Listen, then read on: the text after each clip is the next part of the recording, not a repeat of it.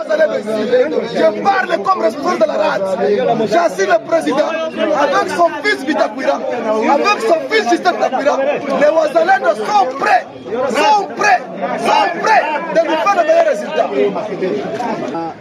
Kwa jumla mimi kama vile msemaji wa SNPCC, mojawapo wa kundi kubwa ya wazalendo, tunafurahi kupata msaada huu.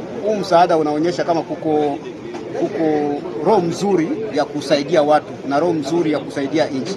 Na ndio maana tunaomba wazalendo wote wawe nyuma ya chef de l'etat na nyuma ya excellence Bitakwira, kwa sababu ameonyesha roho mzuri ya kusaidia watu.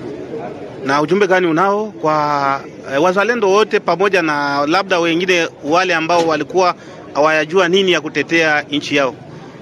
Kitu cha kwanza tutaambia wazalendo kama hii chakula hatukuipewa sababu tuende tuikule manyumbani kwetu. Tumepewa hii chakula sababu iende kwa front, ifanye kazi ya vita, sababu bila chakula hautaweza kufanya vita. Bila chakula hautaweza kutembea. Na ndio maana tunasema hii chakula ambacho tunapewa ni chakula ambacho kinapaswa kwenda kwa front. Sio chakula ya kukula ndani ya mji wa Uvira au sio chakula cha kupeleka kwa nyumba zetu.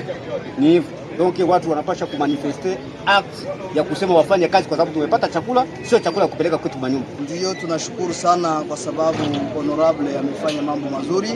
Kweli chakula ni nguvu ya watu, na sasa tumepokea siku ya leo na watu kama vile grupu yetu imeshukuru sana.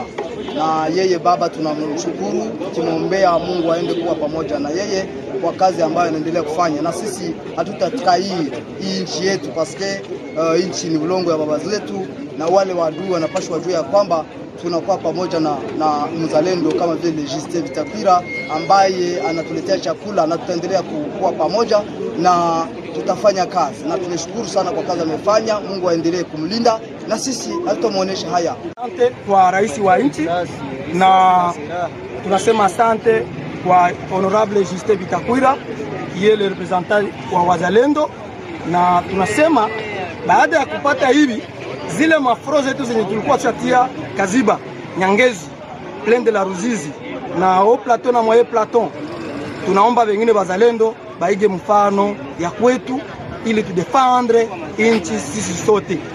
Kwa hiyo tunakosewa tuna kitu kimoja tunakosewa.